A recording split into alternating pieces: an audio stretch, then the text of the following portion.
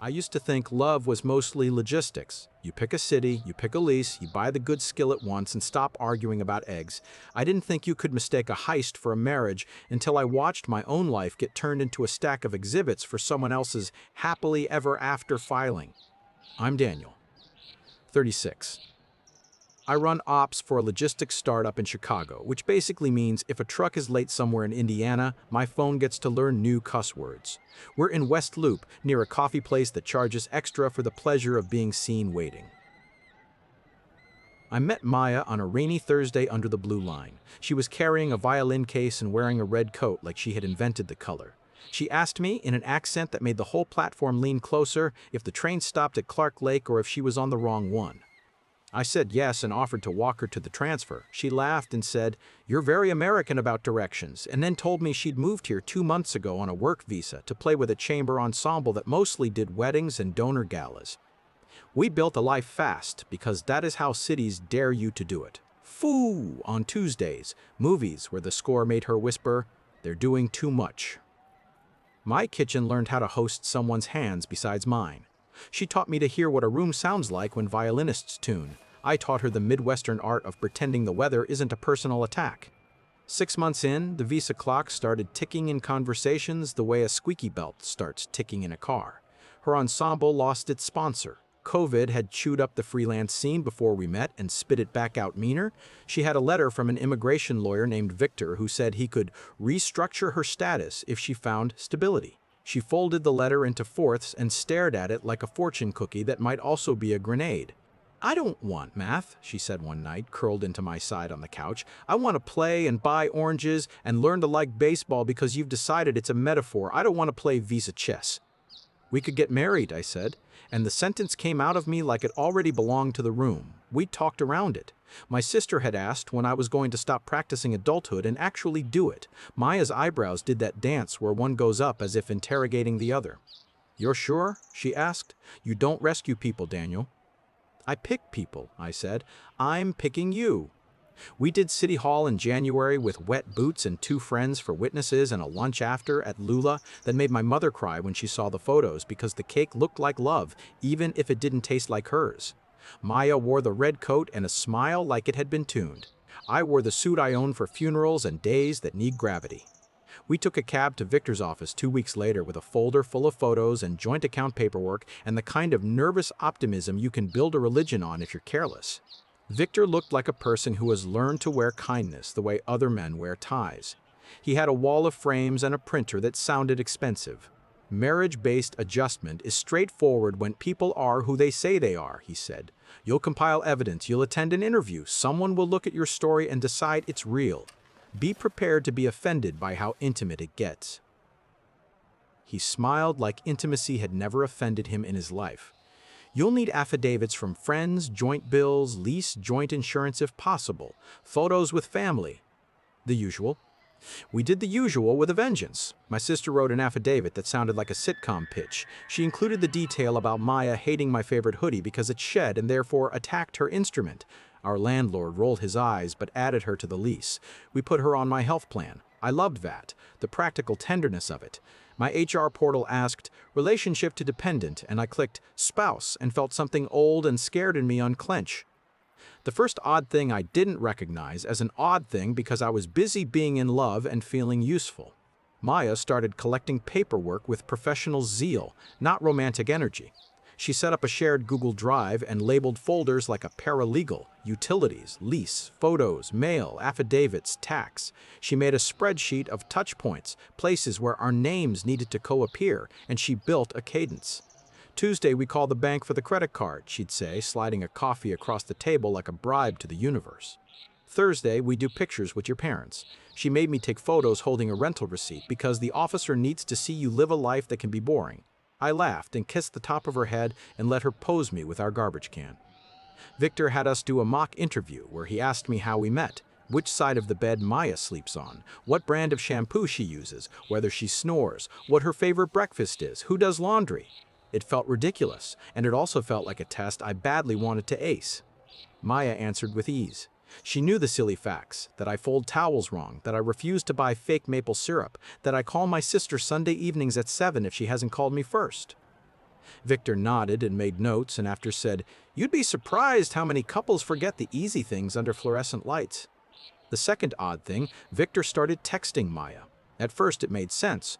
Immigration is a bureaucracy that thinks email is for recipes. He asked for scans, he asked for clarifications. Then, the texts were at night. "How's the packet going?" "Saw this new RFE's trend? Let's prep. You're very organized. This will go well." His tone walked the line between professional and friendly, like a man with good shoes walks city slush. Maya smiled at her phone a little more, the way people smile at good news they haven't decided how to narrate yet. I'm not the jealous type. I hate how proud that sentence makes me feel and how much I wanted to wear it like armor. I asked once, "Is Victor texting late a normal lawyer thing?" "He's not billing," she said. "He's easing my mind. Let him ease." I let him ease. 2 months before the interview, Maya started a new habit, collecting my bad days, not fixing them.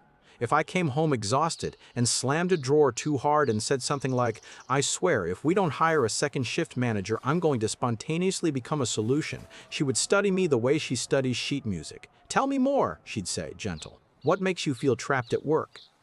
I talked because I'm a Midwestern man with feelings that get expressed through grocery opinions and sudden monologues when invited. She started writing down dates. "When did you start clenching your jaw?" she asked once, teasing. "When did you stop sleeping?" I kissed her fingers to shut her up and said, "God, who knows?" and thought she was just applauding herself for being good at intimacy. One night, I found a note on her desk that made my stomach tilt. At the top, she'd written, "Incidents." Under it, lines like, 3, 4. Daniel raised voice about work. 3:112 door slammed. Frustration. 3:21 insomnia. Irritability. 3:29 argument about budget. It was the kind of list a therapist might make to track a pattern. It also read like the beginning of a bad story about me. "What's this?" I asked, trying to keep my voice in the register where jokes live. She didn't flinch. "Victor says it's good to document stress," she said. "Sometimes officers ask if there are tensions. Of course there are. We're real. We don't need to pretend to be a brochure." I wanted to say, I don't want to hand a man a list of the worst version of me and hope he's literate enough to know it's normal. I also wanted to be a good partner to a woman whose life is one interview away from either a green card or a plane ticket. So I said, "Okay," and put the note back down with the kind of care you give to things that might explode. The third odd thing announced itself with police lights. A patrol car parked outside our building on a Friday night while we were watching a cooking show where a judge used the word mouthfeel too many times. There was a knock. I assumed drunk neighbor. The cop at our door had a face like a permission slip. "We got a call," he said. "Noise complaint and possible domestic disturbance." He looked over my shoulder at our very boring living room and the stovetop popcorn we'd made like a couple who follows directions. "We're okay," I said, baffled. "It's just us and Alton Brown." Maya stepped into the doorway with the posture of a woman who understands how to be the thing a camera wants. "Everything is fine," she said. "We were a bit loud with the television. I'm sorry. Chicago is very close." The cop took our names, asked if anyone was hurt, asked if anyone wanted to leave. Nobody did. He put a little card on our credenza that said in officer font, "You are not alone." When he left, I laughed. "Someone hates popcorn," I said. Maya didn't laugh. She stood very still and looked at the card like it had printed its way into our home uninvited. "This is good," she said finally, quiet. "They have a record now if they ask." "If who asks?" "USCIS," she said. "It shows we aren't performing, that life is loud sometimes and yet we're fine." I stared at her. "Are we inviting cops to help with the vibe?" I asked, too gentle for the question. She blinked like she hadn't realized she'd said the quiet part. "No, I just mean, it happens. It's good to have paper." I woke up at 3 and couldn't get back to sleep. I went to the kitchen for water and found the incident list on the table with a new line. 4A8 police called noise. Evidence card. The handwriting was neat. It looked like music. I started to read more things in rooms after that. Victor texted her on a Sunday at 11:41 p.m. "When you feel unsafe, call non-emergency." "Paper matters," she replied with a heart. I flipped my phone over and looked at the ceiling and wondered what it says about me that I stayed so still. 2 weeks later, the violin case vanished, not lost, sold. Maya announced it like a scientist announcing a hypothesis. I sold the old case, she said, breezy. The fundraiser paid for a new one. I'm not sentimental. I checked our shared account and saw the deposit. I also saw two withdrawals I didn't recognize labeled MoneyGram and Western Union, $450, $300. I asked. I sent money home, she said, my cousin dentist bill. She looked at me like I was being very American about questions again. It's fine, she said. You don't need to teach me about scams. I know my family. I made a note to myself in the app that tracks small, uneasy things. Money wires. Victor. Incident list. Friendly cop. We had our interview date, 10 a.m., downtown, a building where Hope buys a ticket and waits. Victor coached us the night before. Answer what is asked, he said. Don't tell a story unless you're invited. Be warm. Be yourselves. Bring a photo album. Given recent trends, be prepared for a Stokes interview. He explained Stokes like a man who uses it often. Separate rooms. They'll ask each of you the same small questions. They look for differences. What color is her toothbrush? Which side of the bed? Where do you keep the laundry detergent? It's demeaning. Do not take the bait of showing your offense. I slept terribly. Maya slept like a person who had given a test its answer key. We were called by an officer whose name I remember because men who make you nervous stamp their names on your brain. He was polite. He flipped through the file. He asked, "How did you meet?" And we both smiled and told the train story like it was still raining. He nodded at the photos. He nodded at the lease. He nodded at the joint bills. He asked if either of us had a criminal record, any prior marriages, any children. He asked if we had ever been arrested. We said no. He was halfway through the polite list when another officer opened the door and handed him a folder. He skimmed. He looked up at Maya. "Ma'am," he said, voice unchanged, "do you feel safe at home?" Maya's composure flickered, like a candle in a draft. She looked at me. She looked at Victor. Then she did something I will replay at 3 a.m. for the rest of my life. She let her eyes fill and said, "Sometimes he's loud." The officer nodded like he'd been handed a spoon he expected. "Do you want to proceed with a Stokes interview?" he asked, not looking at me. "Or would you prefer to step out and talk to our VAWA liaison?" I knew the acronym because my sister works in social services, Violence Against Women Act. It allows a non-citizen spouse who is abused to self-petition for status without the citizen spouse. It's a good law for bad men. It's a bad weapon for good ones. Victor cleared his throat. "We are prepared for a standard interview," he said carefully. "My client is safe." The officer looked at Maya. "Mayam," he said again, gentler. "You don't need his consent to talk to us." Maya wiped her eyes and shook her head. "We're fine," she said in a small voice that still somehow sounded like the intended key. "He is stressed. Immigration is hard." I sat there feeling like I had crashed a car I wasn't driving. The officer made a note. We did the Stokes, separate rooms. A woman with a bun asked me where the detergent is, under the sink, whether we have rugs in the bedroom. No, she hates them because they catch rosin. Which side of the bed she sleeps on, left, closest to the window. Whether she drinks coffee, yes, with cardamom if she's showing off. What color her toothbrush is, white. Whether my shower has a liner or just the curtain liner. I installed it angry because the curtain liner. I installed it angry because the rod fell and it felt like a metaphor. When we left, Maya was quiet. Victor walked us to the elevator and said, "They will either approve or they will issue a request for evidence. If they suspect fraud or abuse, they can separate the petitions. It's fine, it's not fine, it's process." In the Uber, I said, too carefully, "What was that?" She looked out the window and let the city blur. "Victor says officers sometimes test women," she said. "They see if you'll fold." I didn't fold. "I watched you crease," I said, more sharply than I meant. She flinched like the car hit a pothole. "You're making this ugly," she said. "I wanted to be honest. You get angry, you slam doors. You do. You just do." "You started a list," I said, "of my humanity." She didn't answer. She put her head on the window. The city made train noises at us like a soundtrack that didn't pay union rates. 2 days later, a letter arrived. It was a request for evidence for additional bona fides and clarification re household dynamics. It asked for more photos, more joint stuff, more affidavits and documentation concerning any police reports, wellness checks, or social service contacts. It did not say the word abuse. It didn't need to. Maya went into project mode like a person who knows how to scale a panic. She scheduled a couples counseling intake. "To show we are serious," she said. She arranged for our friend Lucia to write a second affidavit. This one talked about our fights and how we repair well. She asked my sister to write a supplemental letter that mentioned Daniel working on communication. My sister called me and said, "Do you want me to lie?" I said, use adverbs sparingly, and she said, use adverbs sparingly, and she said, that's a yes. That weekend, while she was at a rehearsal, I opened the incidents note on her desk and took photos because my hands sometimes understand time better than my brain.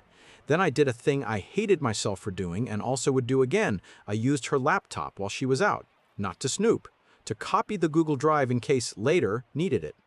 In the process, a WhatsApp notification popped up on the corner of her screen.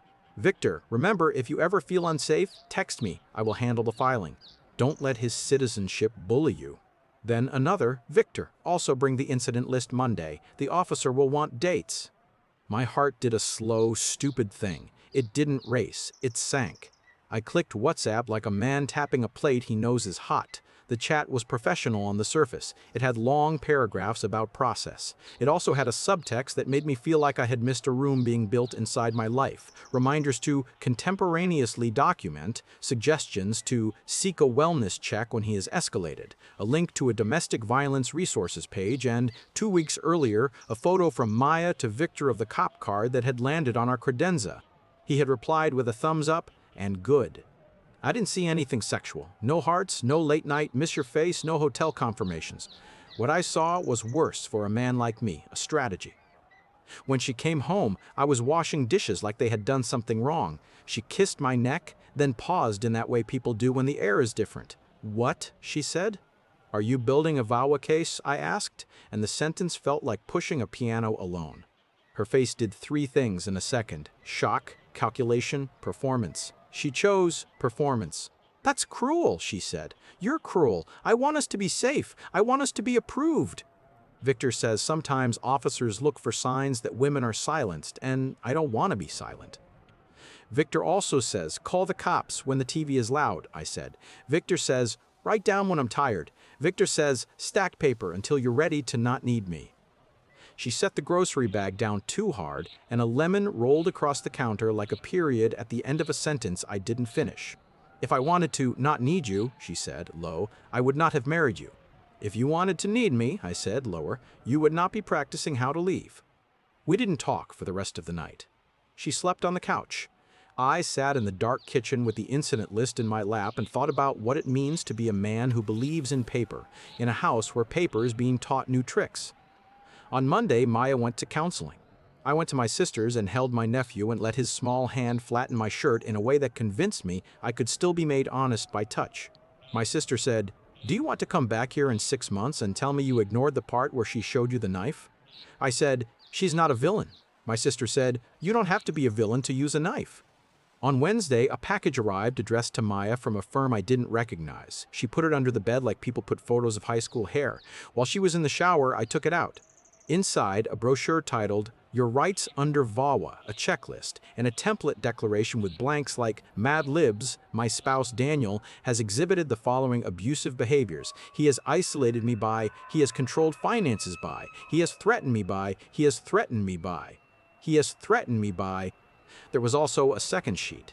If your spouse is a danger, consider the following protective steps. One of them was, apply for an order of protection. Another, create a safety plan, identify friends' houses where you can stay. I put the papers back in the envelope and back under the bed, and then I did something I am not proud of and also refuse to be ashamed of. I opened the camera app on my phone, set it to time-lapse, and tucked it between the cookbooks on the kitchen shelf pointed at the front door in the living room.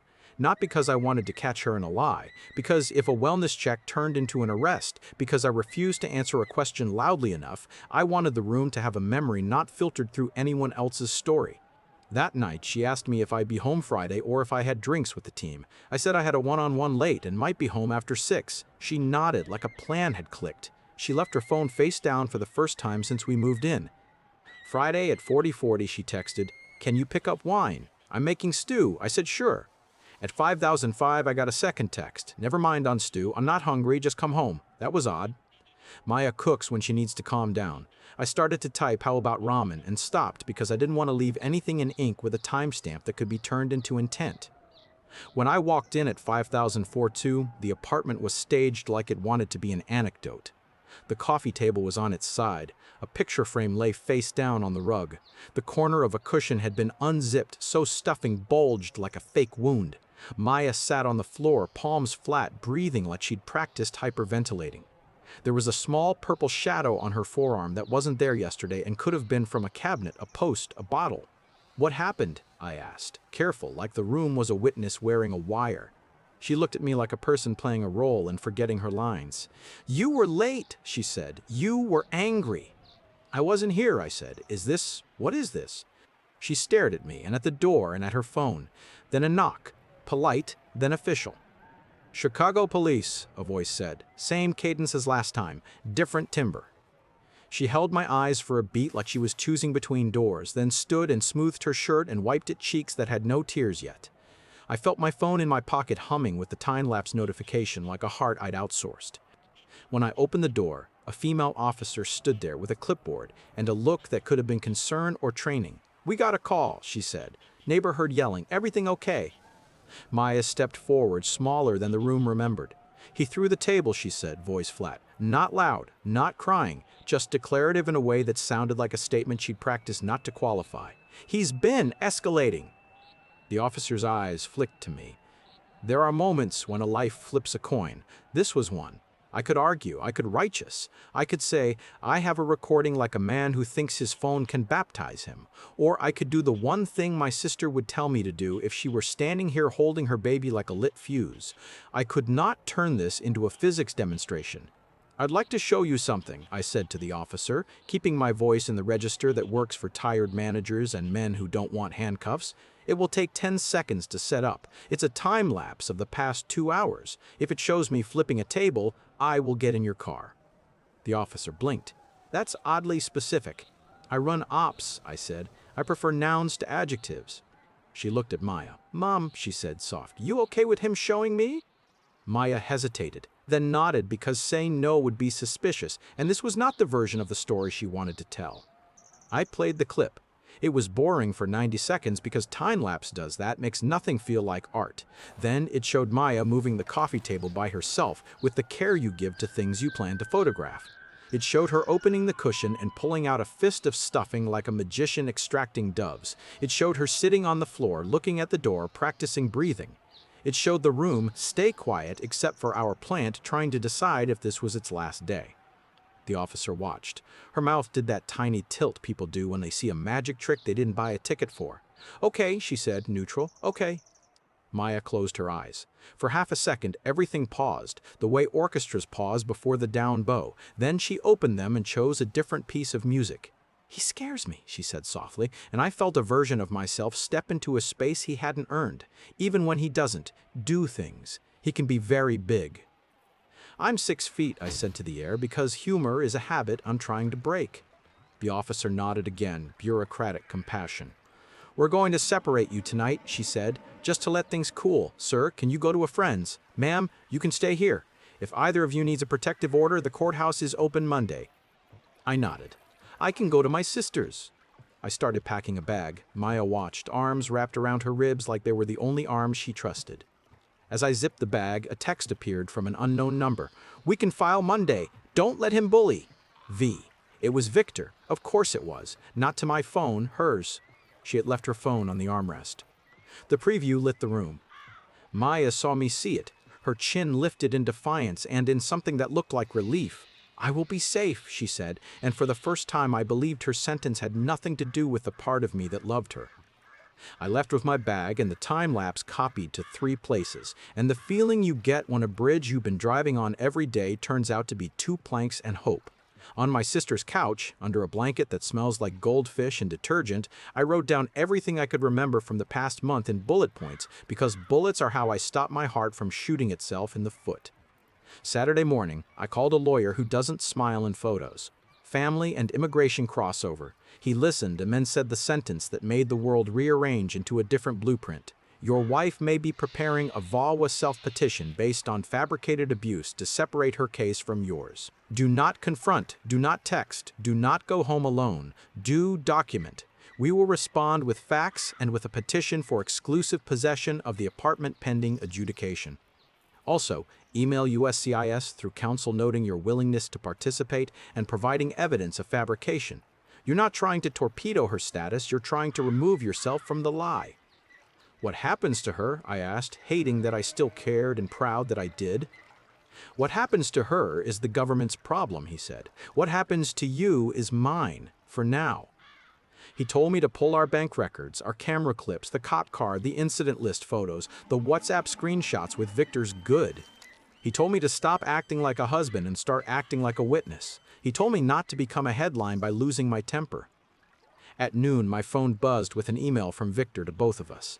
Given recent household tensions, I advised Maya to proceed with a Vala self-petition to protect her status. Daniel, this is not an indictment of your character, it's a legal strategy. Please refrain from contacting her except via counsel. He had CC'd an associate whose signature block contained the word advocate 4 times. I typed 3 drafts of a response. I sent none of them. I forwarded it to my lawyer and my sister, and then I went for a walk by the lake where the wind is rude and cleansing. A runner in a neon jacket almost collided with me and said, "Sorry, man, like that solves Chicago." I said, "It's okay," and surprised myself by meaning it. Fish have to keep moving or they drown. People too, sometimes. When I came back, my lawyer had already filed an emergency motion to keep me in the apartment and her out pending a hearing. He had also sent a letter to USCIS attaching the time lapse, redacted for everything but the important motion, and offering to appear for a sworn statement if they wanted to hear it without the vibe. He used phrases like good faith petitioner, bad faith fabrication, and protective perjury. He told me to expect a call from a fraud detection unit because the government sometimes remembers it has one. By evening, my phone clanged with a number I didn't recognize. A woman introduced herself as an officer from USCIS's Fraud Detection and National Security Unit. Polite, professional. She asked if I'd be willing to come in Monday with counsel to provide a statement. I said yes. She asked if I felt safe. I said yes. She asked if I had any footage. I said yes. She asked if I wanted to withdraw our joint petition.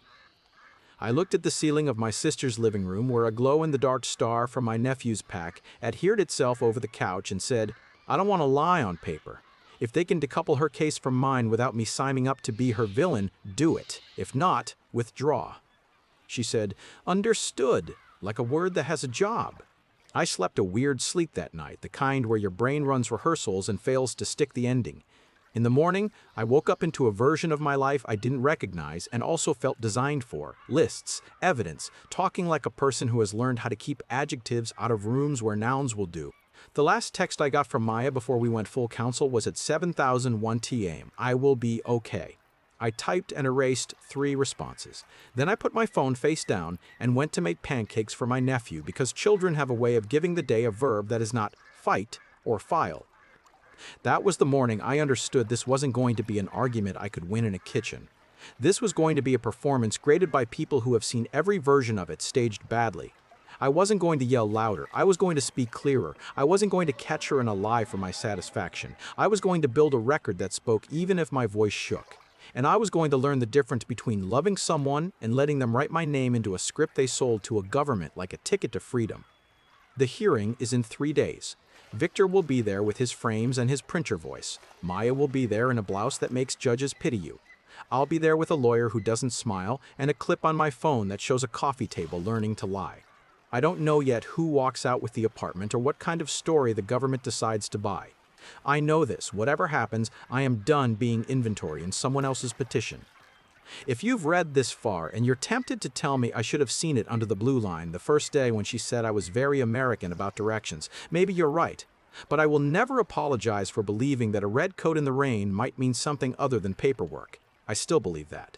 I just believe in cameras now too.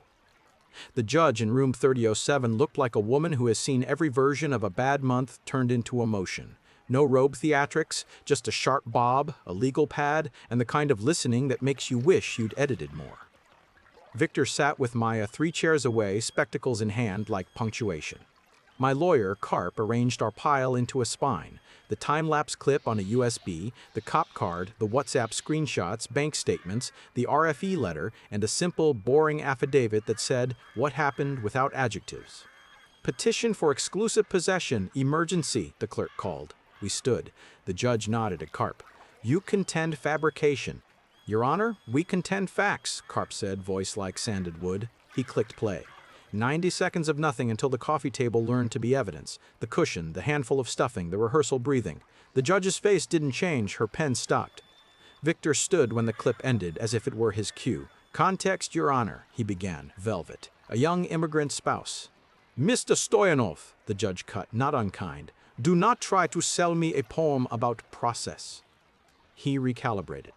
"There has been stress. There was a later argument. My client perceived danger. She sought counsel. She is not a liar. She is someone in a case with documented staging," the judge finished calmly. She turned to Maya. "Ms. Kovacs, do you wish to amend or withdraw your petition for an order of protection?" Maya held her hands together like she was praying to a god who took notes. "I felt unsafe in my body," she said. "Quiet. That is true." She glanced at Victor. "But the table, that was unwise. I withdraw." The judge watched her a moment longer, then nodded and wrote in the looping hand of someone who has been writing other people's consequences for 20 years. "Emergency exclusive possession to Mr. Adler for 30 days pending status," she said. "No contact order mutual for 14 days. Counsel will coordinate property retrieval. Ms. Kovacs, you will not return to the residence unescorted. Mr. Adler, you will not contact her except through counsel. There will be no internet subtext. I do not read Instagram, but my clerks do." A flicker of almost laughter in the back. It died quickly because the room was made of stone and the kind of air that pushes on your ribs. She tapped the file. "And let me be clear, I make no immigration findings today. That's another building. But in this building, we tell the truth first." Motion granted. We rode the elevator down in silence, Victor rehearsing indignation in his reflection. At security, he put a hand on the rail and said to my lawyer without looking at me, "This will not help him with USCIS." Karp smiled in a way that didn't show teeth. "Nor you," he said. USCIS's Fraud Detection Office met us in a conference room with carpet that smelled like budget and machinery that smelled like permanence. The officer introduced herself as Harper No First Name and thanked me for bringing the clip. Karp spoke gently, not performing for anyone. "My client isn't seeking to torpedo his spouse's status. He is seeking to be unhooked from a lie." Harper wrote those words down exactly. She listened to my narrative the way engineers listen to a hum in a motorhead, slightly canted, one finger on the page. "Did you ever threaten to withdraw the I-130 to coerce her?" she asked. "No," I said. "I didn't know that sentence until this week." "Did you ever discuss VAW with her?" she asked. "Yes," I said. "After the interview, she said they asked. I said it's a good law, not a permission slip." "Did you ever call the police prior to the staged event?" "No." She nodded, clicked the file closed. "We will issue separate notices on the joint petition," she said. "If she self-petitions under VAWA, that is confidential to her. You won't see it. But your evidence of fabrication is relevant to the joint filing. Thank you for coming." Then, after a beat that felt human, "Please keep the mutual, no contact. These cases bend men into shapes that don't flatter them." I moved back into the apartment with the sick feeling of walking through a set after the actors have gone home. The table stood upright again. The cushion had been zipped, but the seam puffed slightly like it had an opinion. I taped the no contact to the fridge because it is easier to obey a rule that is a thing you can touch. The next week was logistics with feelings. A property exchange where Maya stood in the hall with 2 officers while my sister loaded her violin and clothes into a rideshare, an email from the building about FOBs deactivated, a note from HR confirming her removal from my plan, signed with the kind of apology corporations have perfected. She'd left a small plant on the windowsill, a peace lily that bowed like it knew too much.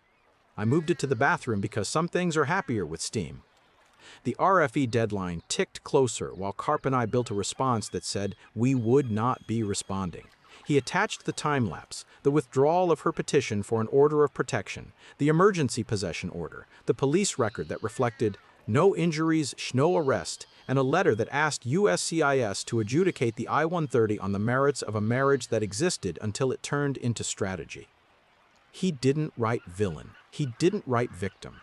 He wrote, "We decline to participate further in a narrative that has been materially impeached by contemporaneous video evidence." 2 weeks later, a notice of intent to deny arrived for the joint petition. The letter was 7 pages of arid bureaucratese, but 1 paragraph had weather. "The service has concerns regarding the credibility of the marital relationship due to inconsistent testimony and indications of staged evidentiary submissions." They cited the police call, the RFE answers that contradicted earlier statements, and video evidence provided by petitioner. 30 days to rebut. Karp sent a 1-page letter, "We will not rebut. Kindly adjudicate." If fraud findings are issued, we request that they attach to no party lightly. Around the same time, the Attorney Registration and Disciplinary Commission sent Victor a letter that began inquiry and ended, "Please provide your records of communications staging of evidence." We knew because a copy arrived to CARP as complainant's counsel. I hadn't filed a bar complaint. I'd sent FDNS a packet that included his WhatsApp message. "Good," under the cop card photo. FDNS, it seemed, had shared with someone wearing a different badge. There were texts I had to forward to CARP and then erase from my brain. A mutual friend, Lucia, sent, "I'm sorry," then "Don't hate me," then a screenshot of Victor messaging her for a more candid affidavit describing my temper episodes. She had drafted one with 3 precise lines, they argue. "He does not isolate. I have never seen violence." He'd replied, "Too clean." She sent me the thread because she was done being a prop. We added it to the pile. Maya emailed through counsel to retrieve a box of sheet music and the red coat. CARP scheduled a time and had a runner packet under supervision. I wrote a stupid note and didn't include it. "Take the coat. I don't want to be angry at the color." USCIS denied the joint I-130. The letter was simple, not spiteful, insufficient evidence of good faith marriage when considered with negative credibility indicators. There was no formal fraud finding attached, which matters because some letters tattoo you in ways you don't outgrow. CARP high-fived the air because lawyers from Chicago do joy like that. A month later, a friend in removal defense told CARP that Maya had indeed filed a VAWA self-petition confidential, sealed. I would never see it. What I did see was a notice to appear, served months later, DHS charging her as removable upon denial of adjustment. She and Victor could fight for cancellation, voluntary departure, or seek some other path. I watched that news arrive in my inbox like a weather alert and felt nothing like victory, just fatigue and the sense that a machine had finally recognized it had been fed the wrong paper. Victor's disciplinary inquiry grew teeth. Someone, maybe FDNS, maybe an old client, had also complained about counseling clients to engineer police contact. The ARDC asked for records, timestamps, copies of incident lists. He wrote a reply that I did not see, but the months later outcome trickled back through lawyer gossip, a public reprimand for unprofessional communications tending to encourage the manufacture of evidence. He kept his license. He changed his website. He changed his website. He changed his website. He took down the blog post about how to prepare for intrusive interviews and replaced it with "Navigating Trauma Compassionately," which read like something he'd carved into a wall he helped build. The divorce was quiet and procedural, which is how I wanted it. We mediated with a woman who speaks fluent Midwest. What do you actually care about, Dan? I cared about the apartment until I didn't. I cared about my name on 0 petitions not written by me. We split the savings down to the penny. I let her keep the fancy kettle because I didn't want to fight over how water boils. When the judgment came through, dissolution granted, no maintenance, each bears own fees. I read it at the kitchen table and then went for a walk in air that felt new. There were small karmas I did not order. Victor's Google reviews acquired a handful of paragraphs that used verbs like guided and coached in a tone that wasn't gratitude. A violinist from Maya's old ensemble wrote me a quick, kind DM. She's staying with a cousin for now, and then another one months later. She's in Toronto, trying for an artist residency. Canada felt like an ending written by a bureaucrat with a sense of humor. Adjacent, polite, colder. My mother asked if I would have married Maya if there had been no visas. I told her the truth that hurts less if you say it like a test result. Yes, I would have. I did not marry a document. I married a person under a clock. The clock won. I kept the plant. It likes the bathroom. I replaced the coffee table with one that doesn't have corners I recognize. I put a small camera on a shelf for a month and then took it down because my nervous system learned the difference between safety and surveillance. I went to therapy and said sentences I didn't know were in me, like, "I am not a villain or a victim, I am a witness who loves nouns." When USCIS's fraud unit called 6 months later to ask one last time if I wished to submit anything further before they closed their file, I said no, thank you, and then, because I am who I am, emailed Harper a 2-line note. "I appreciate your steadiness." The system felt like it was listening. She wrote back a single sentence, "We try." One evening in late fall, I ran into Lucia at a street festival near Damon. She hugged me like sorrow and relief had learned to share a body. "She asked me to write you," Lucia said. "I told her letters only make messes when you're sweeping." We ate empanadas on a curb. A band did a cover of a song Maya used to roll her eyes at. I didn't cry, I didn't smile. I ate and listened and felt something like muscle grow back. The last ripple came on a Tuesday when my building's doorman handed me an envelope with Canadian postage. No return address, just my name in a hand I knew too well. I stood in the lobby and waited. Then I took it upstairs and put it in a drawer with the cop card and the denial letter and the USB and wrote on the front in Sharpie, "Do not narrate." 2 weeks later, I threw it away. The sound the trash bag made when it slid down the chute was both too loud and exactly right. What did I learn? That paperwork can be weapon or shelter. That cameras are not courage, but they are sometimes kindness. That a law written to save someone from a bruise can, in clumsy hands, be used to draw one that doesn't exist. That I can love without enrolling in someone else's strategy. That I can leave without calling names. That I can rebuild with a table that doesn't lie. If you're in a story where rooms start to feel staged and lists about, you appear on desks, believe your eyes faster than I did. Document, but don't perform. Ask for adults, judges, fraud officers, boring lawyers who don't smile. They won't give you a parade. They'll give you a record. Sometimes that's the same thing as mercy. Tell me your take. Would you have played along and hoped the interview blessed you both? Or killed the scene with a time lapse and let the chips fall where they told the truth? Would you have emailed the bar about Victor? Or kept your head down and just moved on? Would you have opened the letter from Toronto? Or done what I did and let the chute speak? If this kept you listening, drop your thoughts in the comments. Hit like so it finds the next person staring at a coffee table turned sideways and wondering if they're in a marriage or a mood board. Subscribe for more long, messy, true-feeling stories where the twist isn't a screaming courthouse fight, it's a time lapse, a bar inquiry, and a man who learned to be a witness without making himself the hero.